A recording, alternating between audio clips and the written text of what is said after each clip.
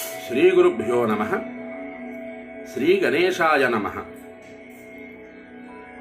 వేదకాలము నాటి ఆశ్రమములు, ఆశ్రమవాసులు, వారి వారి లక్ష్యాలు ఏమిటి అన్నది కాస్త ఈ ఘట్టంలో మనం తెలుసుకునే ప్రయత్నం చేద్దాం.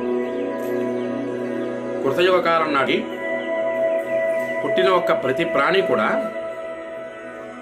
బ్రహ్మ పదార్థములకై తపస్సు చేయుట, ఆత్మదర్శనము పొందుటకు అదియే ప్రధాన లక్ష్మిగా పుట్టిన ప్రతి ఒక్క ప్రాణి కూడా ఉండేటటువంటిది వేదకాలంలో.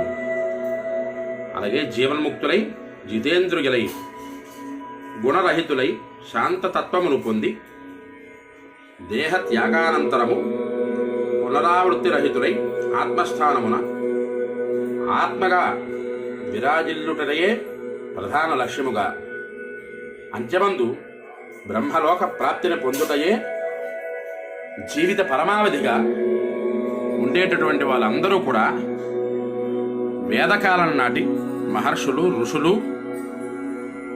పరమ బ్రహ్మవేత్తలుగా అందరూ కూడా ఉండి అంత్యమందు లలితాపరాభట్టారిక పాద పద్మాల చెంతకు చేరి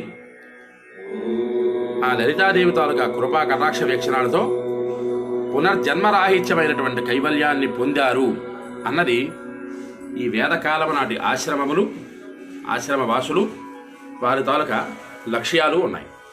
ఇంకా ఈ వేదకాలంలో ఉండేటటువంటి ఆశ్రమాలు ఏమిటున్నాయి, వాటిని ఎవరు ఏ విధంగా ఆచరించారు, ధరించారు, ముక్తిని పొందారు అన్నది వచ్చేటటువంటి ఘట్టంలో మనం తెలుసుకునే ప్రయత్నం చేద్దాం. హరి ఓం స్వస్తి.